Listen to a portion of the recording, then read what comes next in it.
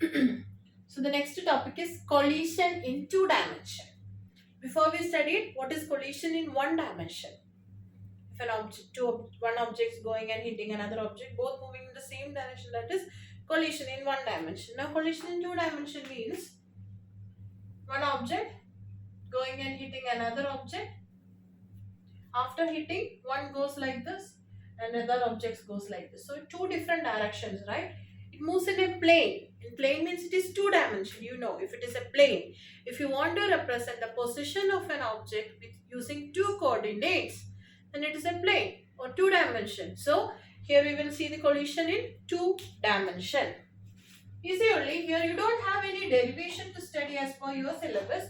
What you have is you should be able to explain what is collision in two dimension, or you should generate the equations required. Sometimes they'll ask direct problems like they will give you certain values and you just need to find the unknown. So just derive the equations or write the equations and substitute and find. Normally like that only they will ask. Big derivation is not here.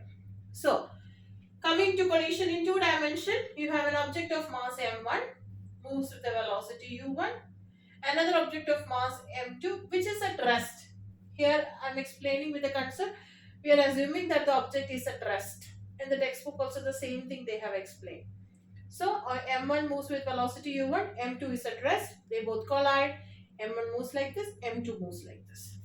So after collision, this is after collision, m1 moves like this with a velocity v1 making an angle theta 1 with the horizontal, m2 goes like this with a velocity v2 making an angle theta 2 with the horizontal. Now this is theta 1. Okay, so I can resolve these velocities into two. The one is velocity along x-axis and velocities along y-axis, near to theta cos theta, away from theta sin theta. So v1 cos theta 1, v1 sin theta 1. Again this v2 cos theta 2, v2 sin theta 2. Okay, so we resolved it into two. Now we are going to apply the concept. Hope the diagram is clear. So two objects collided, m1 goes like this making an angle theta 1. I resolved that velocity, the m1 velocity into 2, v1 cos theta 1, v1 sin theta 1. m2 is going down making an angle theta 2. I resolve the velocity v2 of m2 as v2 cos theta 2, v2 sin theta 2. That is what I did. Now, in all collisions, what momentum is concerned. Okay, here this is two directions. So what you have, momentum along x-axis you have, similarly momentum along y-axis you have. Momentum along x-axis before collision, m1 u1. What about m2 u2? u2 is 0, right? So m2 u2 will be 0. So before collision, along x-axis I am doing, okay. Along x-axis it is m1 u1 plus m2 u2, u2 is 0. So m1 u1 plus 0. After collision, what is that?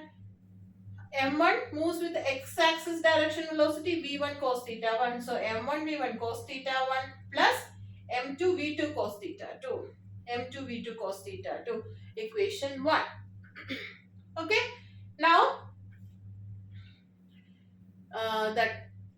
equation for y-axis. Conservation of momentum for y-axis. Before collision, the object is coming like this. Is it having a vertical velocity? Is it having a velocity in y-axis direction? No. The velocity along y-axis direction for both m1 and m2 is 0. Because there is no motion along the vertical direction. It was coming horizontally. So the vertical velocity is 0, or it is not going like this. So the vertical velocity is 0. So initial momentum along vertical direction or y-axis direction will be 0. So initial momentum 0 along y-axis, which is equal to m1 v1 sin theta 1 and m2 v2 sin theta 1.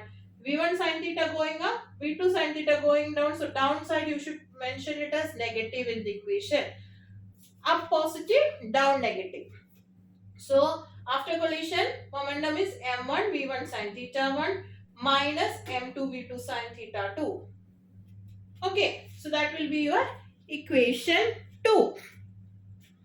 Okay, now this is based on the conservation of momentum concept. Now, if the collision is elastic, what is it? Kinetic energy is also concerned. So before kinetic energy is equal to after kinetic energy.